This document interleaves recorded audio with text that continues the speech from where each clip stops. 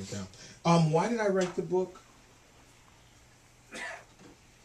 I was just talking about in the back of the store that I really wanted to revisit that feeling that we all went through as a nation leading up to Barack Obama's election. I watched election coverage all day and all night. I was totally caught up in this feeling of possibility and hope and joy and all of that. And I'm 53 years old, so I don't ever really consider myself a child of the 60s because I was so young that I didn't really get to experience that, although I talk about it in the book, as a mature adult. You know, I did march with my family with Martin Luther King Jr. and his March on Poverty when they came to Detroit in, I think it was 63. There was a crowd of over 100,000 people there.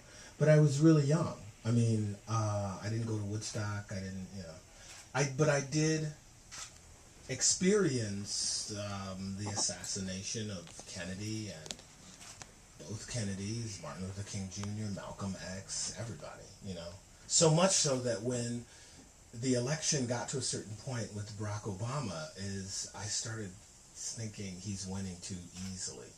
Something's going to happen. But then when I talk to young voters, young people, 20-somethings, they looked at me like I was nuts. And I realized that's my history. It's not theirs because they didn't live that. They didn't grow up like that.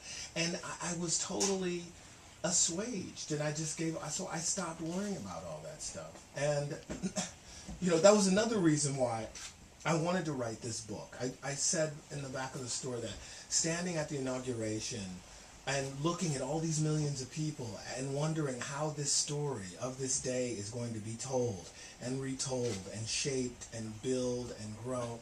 It's all about what each of these individuals come to that event with. Their personal relationship to this country, culturally, racially, politically, economically, socially. That's really what it is. So that's what fueled my desire to write it, and why I included a lot of my own personal story, a lot of memoir in there. So I'm going to read a couple of passages from the book, and then, hey, what's up, man? There's a couple of people over there. And then we can take some questions, right? Yeah? Ladies, second row? Yes? Okay. All right, so now, this first section is from a chapter called Death of the Angry Black Man. Can I have some water? Yeah, there's actually a bottle underneath there. Wow, there's a bunch of them. Oh, there's the water. Do you want some water? Did somebody say they wanted some water? There's extras. Okay, don't drink the water. All right, here we go. So, now that Barack Obama is president, I'm afraid that it means the death of the angry black man. That's too bad. The angry black man was an institution, an archetype. His death signals the end of an era. We're all now kinder and gentler. Shit. As a kid, I was attracted to the imagery of the angry black man.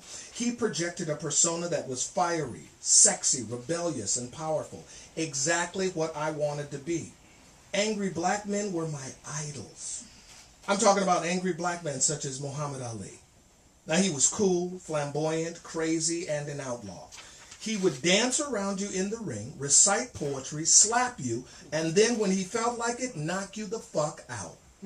Malcolm X. There was no scarier African American in the world. He was calm, eloquent, logical, intelligent. Shit, he wore glasses. And he still scared the hell out of white people.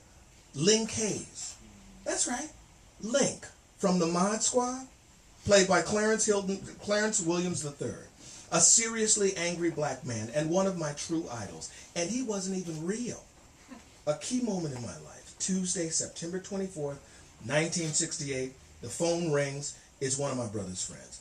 Jeffrey, he says, turn on the TV. There is a brother on this show called the Mod Squad, and he ain't taking no shit. So we run to the TV. We tune in ABC, and there is Link. Black sunglasses, huge afro. We are stunned. We are in awe. Man, I say to my brother, would you ever wear your hair like that?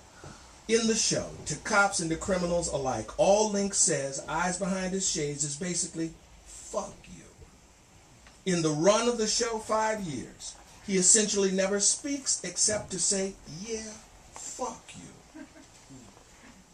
Oh, I didn't want to be like Link. I wanted to be Link. Finally, there was H. Rap Brown, one of the founders of the SNCC, Student Nonviolent Coordinating Committee, who later became a higher up in the Black Panthers. Rap was hardcore. He even made it onto the FBI's 10 most wanted list. He would say shit like, violence is as American as apple pie. If America don't come around, we gonna burn it down. He was a bad mother. Shut your mouth. So when I'm about 11 years old, I saw him on TV giving this notorious news conference from Cambridge, Maryland, which would result in his being arrested for inciting to riot. He stood in front of a group of reporters who peppered him with questions. One guy asks, are you going to go to Cambridge City Hall? Rap says, Honky, I haven't decided where the fuck I'm going. I was in rapture. Rap was on the attack. He was fucking awesome. I sat on the floor, glued to my TV. Another reporter dared to ask him a follow-up question. Sir, did you really say that you wanted to shoot the president of this university? Hey, Honky, I may shoot you. I couldn't believe the shit this guy was saying. He was so profane, so controversial, so confrontational, so dangerous. I couldn't even process it at the time. But looking back, you can see where the voice of hip-hop came, out of the mouth and mind of the angry black man. The election of Barack Obama may mean the end of the angry black man, but it's not just black people who should be responsible for the death of that image. White people have to do their part too. Now, full disclosure, I'm not an angry black man, even though I play one on TV. Well, for white people, you have a long way to go to understand this. You see me as an angry black man, even now, after all this time, all these years, even in this supposedly post-race world. Recently, I'm enjoying some much-needed R&R one evening in Laguna Beach. So it's around 8 at night. Starting to get dark. I'm standing on a corner, waiting for the light to change so I can cross. So I'm wearing a baseball cap and baggy clothes. The light turns green. I start to walk across the street. I see this older white couple in their car check me, lock their doors, clank, and drive off. This gets to me, so I run after them. I start screaming, it's okay! It's okay! I'm on TV! I'm an actor! Hope and change?